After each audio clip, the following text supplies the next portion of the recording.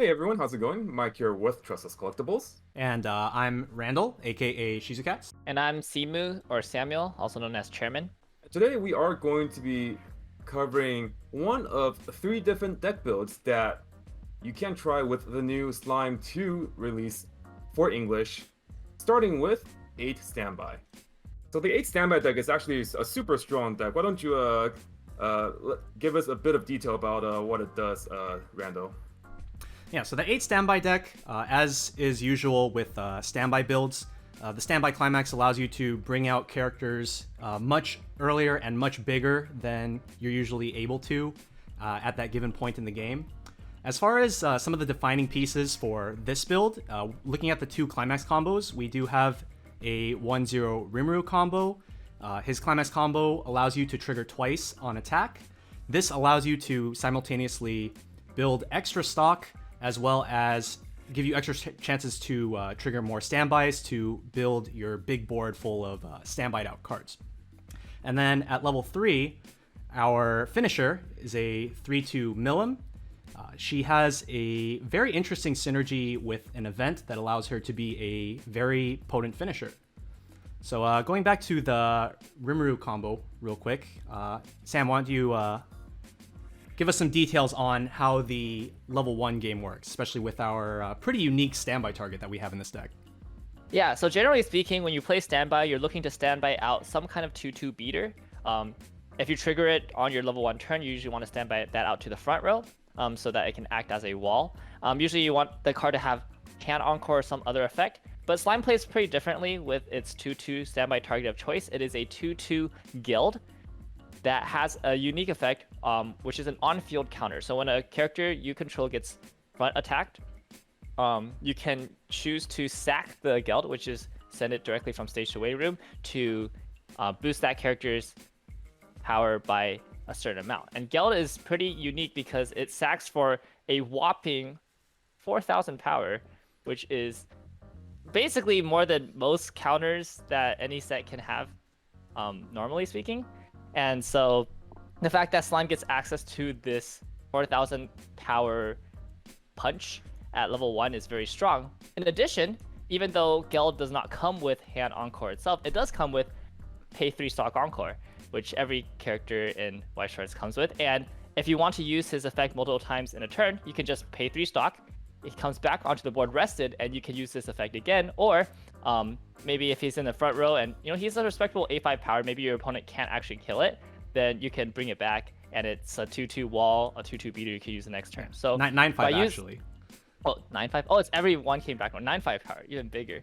So whereas most standby decks, you standby out like the 2-2 wall and it wins that lane, but usually your other lanes lose. Slime's standby strategy allows you to protect more than one lane, potentially 2 or even all your lanes, which slowly snowballs into a lot of advantage for the deck. Yeah, and one thing to know of, so you might think that 3 stock in guild, when you hear the term 3 stock, it's normally like a last ditch effort. Like it's like the final thing you want to go to, right? Because 3 stock is very expensive. But in this deck, because we have the stock charge Rimuru, which generates 2 stock per attack, we actually can afford to 3 stock guild multiple times throughout the game.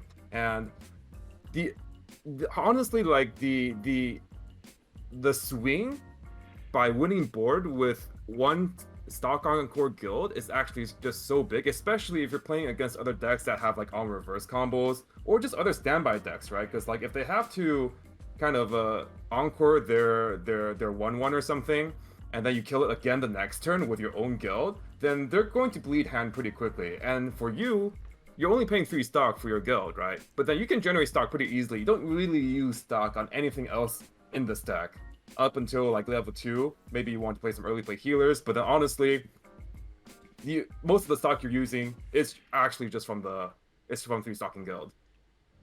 Yeah, and so even going past this internal synergy of Rimuru combo generating you extra stock, because with all these extra triggers, you're bound to trigger an extra standby or 2 past the one that you played for the combo. You can actually just use this 3 stock Encore as a stock outlet to get those standbys out of your stock. So you're accomplishing so many things at once. You're taking control of the board by making it so that your opponent's characters can't beat yours in your opening lanes. You're also utilizing that extra trigger to get more standbys out onto the board, while simultaneously using Geld's effect with the 3-stock Encore to pay out those climaxes. So you're doing a lot of things at once, and there's just a lot of internal synergy there. Right. And then one thing to note too is like, so you're playing the Climax at level 1, right? You're playing a standby when you play your remove Climax combo, which automatically summons a Geld. And then you're also going to be triggering, on average, 5 to 6 times that turn. So when you're going through 5 to 6 cards from your deck, you're very likely to trigger another standby. So having 2 Gelds on the board is just such a nightmare for your opponent to deal with. And that's why this standby package is so powerful at level 1. It's just something that decks aren't really prepared to deal with. Yeah, so with the level 1 game out of the way, we can move on to the level 2 game. So a very common target to standby out at level 2 is another new card introduced in Slime Volume 2, which is the 3/2 Benimaru. So he's a pretty unique card in that he is a global 1500 assist, but he's also, in a way, designed to be a front row character, having very high base power and as well as an on-reverse burn effect that works on either player's turn. So you can use this Benimaru to really hold on to control of the board at level 2 and just extend your lead from the lead that you were gaining at level 1. Yeah, all right, going into level 3, usually standby decks that play defensively often lack a finishing combo, but Slime gets to have its cake and eat it too with this Milim combo. So this Milim combo is really fantastic because there's 2 modes to the damaging effect. So one mode happens when you're attacking directly, and this is really relevant because as a standby deck, you're winning board all the time. Your opponent is going to be crashing into your board a lot, and so they're going to have empty lanes that you can take advantage of with the Milim combo. You can turn those direct attacks into extra burn damage, pay 2, burn 2, and also because the standby doesn't give soul, Milim isn't severely punished for attacking directly, because usually if you play some kind of Climax that gives soul, a direct attack is going to be an overswing, but for Milim it's a comfortable 3 soul base without any triggers. That being said, the real power of Milim comes from its other mode on the Climax combo, which involves this event. I don't even know, what's this event called? Dragon Buster. Dragon Buster? Dude, that's pretty sick. Yeah, so it involves this Dragon Buster event. When you get a reverse, so this is on the assumption that your opponent does leave a card on the board or somehow gets over one of your characters, you let them get a reverse on you so you can reverse them on your turn. When you get a reverse, you can pay 2 stock and choose up to 1 Dragon Buster event from your hand. If you fulfill the level requirement and the color requirement, you can just play it. And this Dragon Buster event is absolutely insane. Yep. It just can straight up win the game outright. So you need a character with Milim, which you already have because you have the Climax combo. You reveal 7 cards from your opponent's deck, the top of the deck, and then based on how many Climaxes get revealed, you send that many cards from their top of the deck after they shuffle directly into their clock. So this is not a damage check. If they reveal Climaxes, that just gets put into clock straight away. There's nothing your opponent can do about it. It's just pure damage, just non-cancelable damage. Yeah, super punishing against super compressed decks. Like exactly, yeah. Your opponent thinks they're safe. It's like, no, I'm about to use that safety against you. Yeah, it's like the event by itself is honestly like pretty It is a level 3/5 cost event, but the Milim being able to just pay 2 for the event on reverse is it's honestly a lot easier than it looks. Now, a lot of people might think that if you're playing a standby deck, right, that it gives your opponent a lot of chances to just triple crash their board into your board. But here's another reason why Geld in particular is such a powerful standby target in this deck. Because if you want to try to set up your finishing turn with the level 3 Milim, right, when your opponent front attacks, you can actually activate Geld and then prevent your opponent from crashing into Geld. So let's say you have 2 Gelds in the front row, right? They actually don't really have a good way of clearing out their entire board because they will always need to front attack somewhere, right? And then the moment they front attack somewhere, one of the Gelds can just sacrifice themselves, leaving an empty slot. Yeah, so it's just a very easy way to set up the enemy board so that you can guarantee your reverses.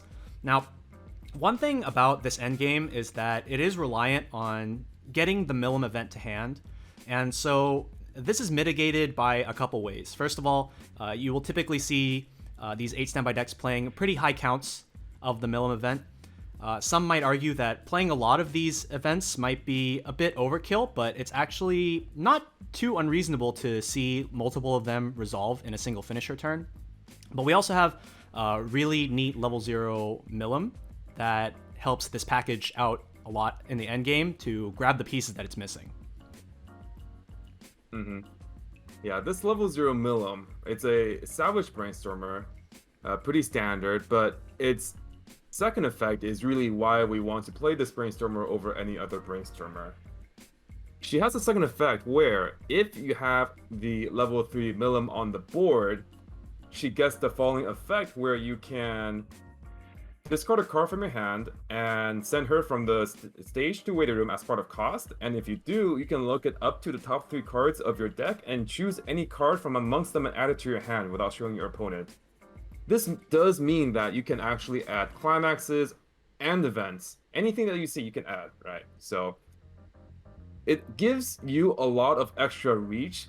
You know, your level 3 Milim only heals and you don't really have a way to dig, but the Brainstormer is actually how you dig for additional cards, how you dig for additional climaxes, how you dig for additional events. So it's actually quite consistent in its endgame in finding the right pieces. And another reason part of why the endgame is so consistent is that it runs this card a level 0 Soe.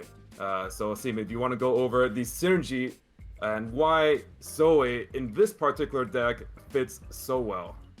Yeah, so if anybody has taken a look at any of the Japanese lists for this 8 standby deck, they're almost all running max copies of this Soe, which might seem like an interesting choice, but keep in mind that your Milim finishing combo requires almost 0 hand commitment. You just need the event and the climax to play. So any other card in your hand doesn't need to be there. You don't need to ditch extra cards to pay for cost. So all those extra cards can help you sculpt for getting extra climaxes or extra events into your hand that you need.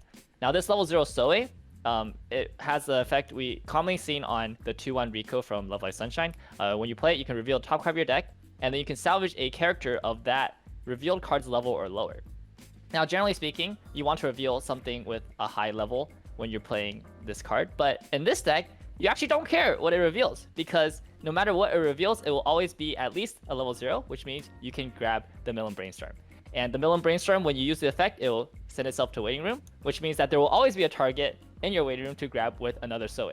So if you use a Milim Brainstorm and you don't see any of these cards, but you see a Soe, you can grab that Soe, then use the Soe, discard another card that in your hand you don't need, grab the Milim Brainstorm back, and then use the Milim Brainstorm again. So this is kind of how you turn all your extra cards in your hand into just more checks to grab extra events, to grab the climax if you're missing it, or the 3-2 Milim if you need it. So that's how the end game is so consistent. You just take your hand going in and just convert it into all the missing pieces from within your deck.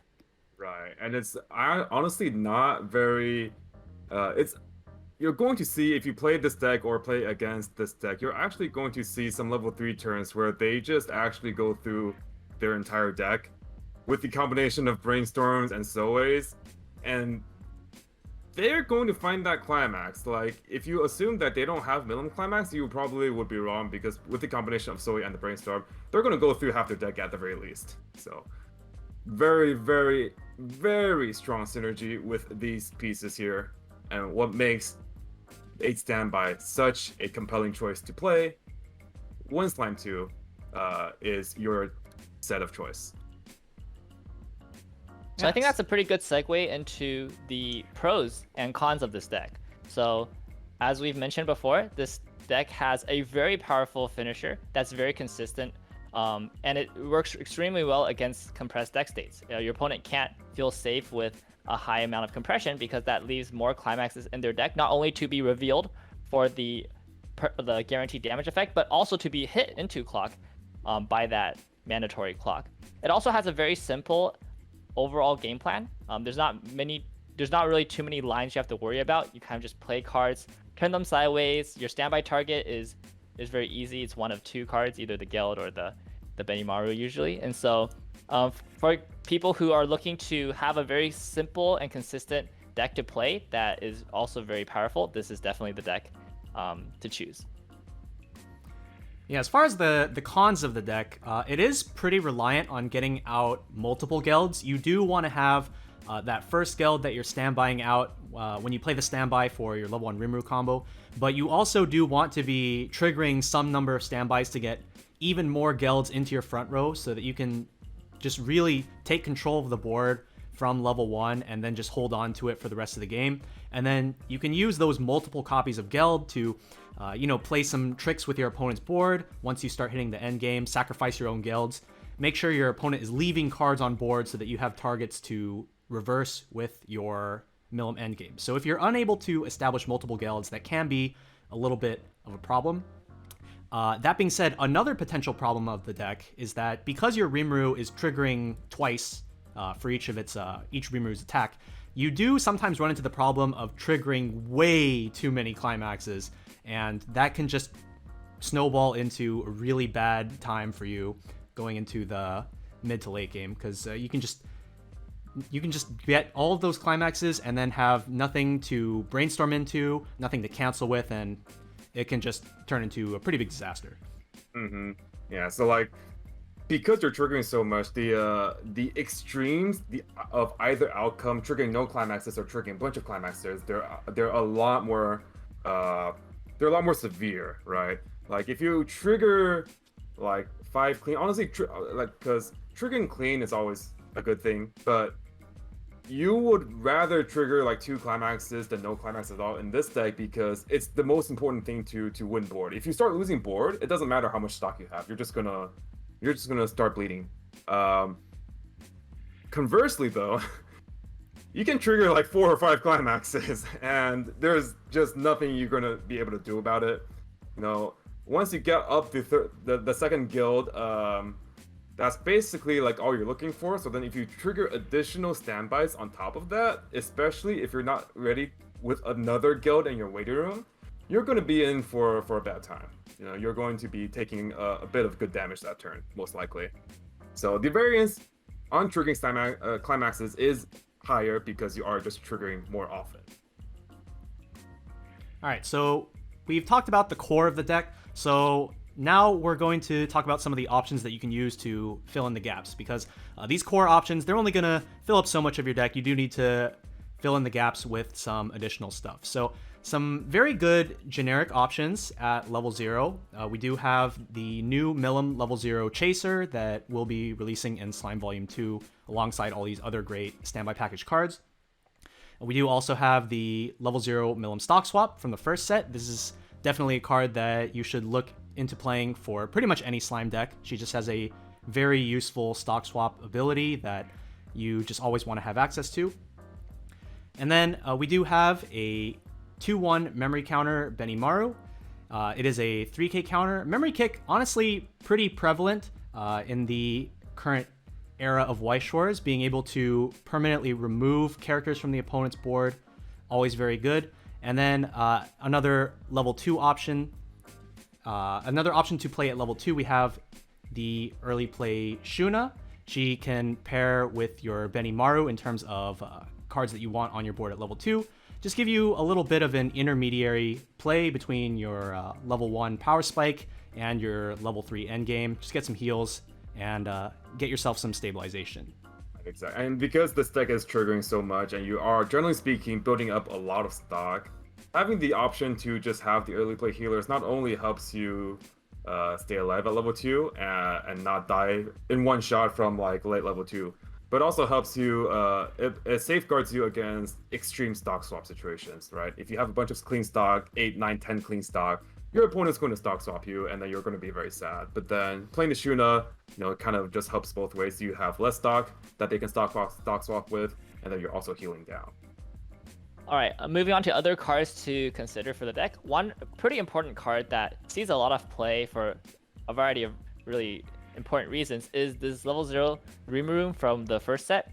It has 2 effects, the come and play mill 2 to neg 1000 power, and also its on reverse effect, you can pay 1 clock from the top of your clock itself to check 3 from the top of your deck, add 1 character to your hand.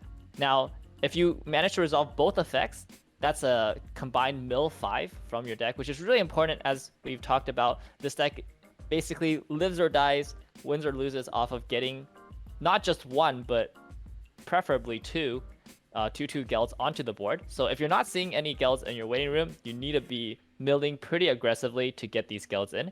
And this Rimuru being able to mill up to 5 cards just by itself on a single card, not to mention it is a plus, which is very nice to have at level 0, makes it one of the best cards to slot into this deck at high numbers, looking at potentially even up to max copies of this card. So the next level 0 is a new 0/0 Rimuru. So it is a Climax placement, bounce itself back in order to give 2k power to one of your characters until the end of the turn. And he has an on-play ability where you can look at the top card of your deck and either leave it on top or send it to waiting room. So an important note about this card is that when the reveals were first coming out for Slime in Japan, it was often being compared to a level 0 Kurobe from the first set of Slime, which has on-play top check to rearrange and on Climax placement bounce himself back to give +1 soul.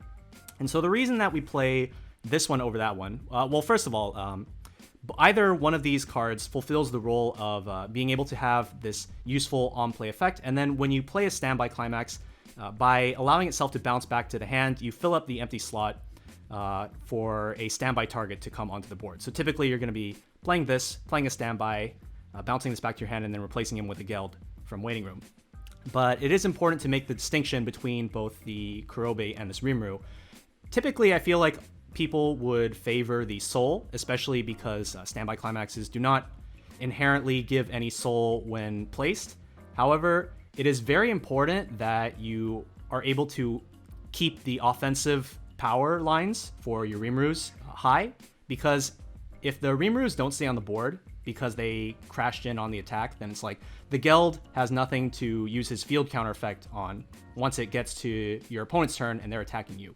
So the 2k power, very important for boosting your Rimurus so that they can stay on the board and win their attacking lanes, especially since they do have the downside of not being able to side attack. So this is the more favorable bounce back profile of choice between the two. And we do run a couple copies of these. This is something that you will be playing multiple times throughout the game, probably as you want good control of the top card of your deck, as well as the extra power. Always nice to synergize with your standby. Yeah, very, very important to keep board. And one of the last cards that we're going to talk about in terms of like optional cards is there's this level 0 Shizu that actually didn't see that much play from Slime set 1. It's the Request at the Kingdom of Fleetwood Shizu. She has 2 effects. The first is at the beginning of your opponent's attack phase, you can pay 1 stock and then move her to an open position of your backstage. And her second effect is start up, you can pay 1 and send her to waiting room to look up to the top 4 cards of your deck and choose 1 character and add it to your hand and discard the rest. Now, the reason why this card is so good is because she really helps you pay out stock when you need to in a crunch and also mill through your deck. Right, so we usually, outside of Guild 3 stock, which is not always preferable, we generally only have Brainstorming, and outside of this Shizu, there's nothing else. So it's just this Shizu and then your Mill and Brainstorm. So the ability to have an on-demand pay 1 stock mill out alongside an on-demand mill is very important.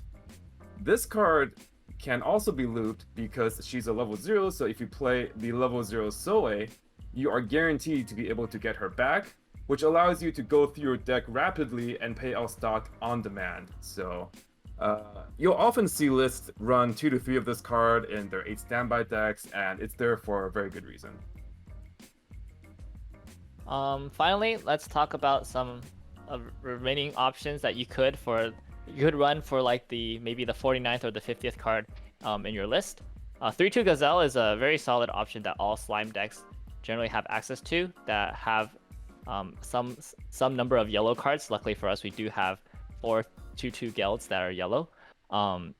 just being able to bounce cards that could be problematic.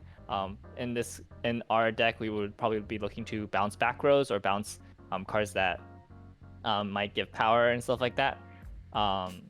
And it's just always a good card to have. And the last cards you could consider running are just additional counters. So counters actually have a lot of value run alongside the 2/2 Geld, because the 2/2 Geld effect is an auto effect that doesn't happen during the counter step, which means you still get a counter step for the 2/2 Geld. So if, sometimes if the 4K power isn't enough, you could back that up with another counter to just completely blow out what your opponent thought would be a winning lane. So additional counters do hold quite a lot of value in this deck. There are level 1 counters you can consider, additional memory counters, also 2/1 minus soul counter that sacks a card from board. That's also a useful card to run to help deny reverses and clear your board so that you do have reverse targets for Milim. In the case that you only have one 2/2 Geld, you could play this counter to kill that Geld if your opponent decides to attack it first, to prevent you from using the Geld effect to open up a lane. So definitely additional counters could be something you can consider.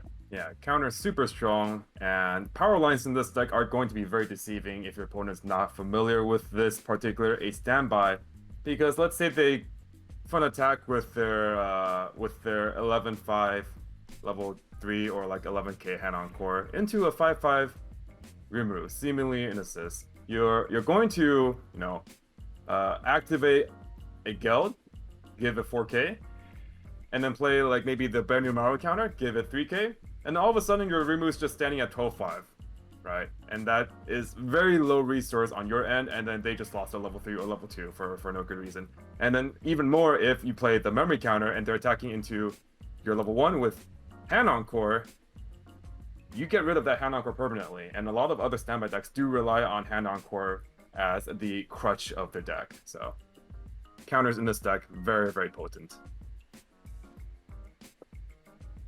All right, I think that about does it for the 8 standby list. Hope you guys got some good ideas about how the deck works, some key cards, and some other good options that you can try. Very, very strong field-based deck with the introduction of Slime 2, and you definitely will be expecting to see this at your locals or at tournaments in the future. So, yeah. Play around with it, see how it goes, and if you guys have any questions or comments, feel free to leave them in the comment section below, and then we will see you guys in our next video where we will go over our next new slime deck, 8 Choice. Until then, this has been Mike with Randall and Simu of Tressa's Collectibles, and we'll see you guys next time.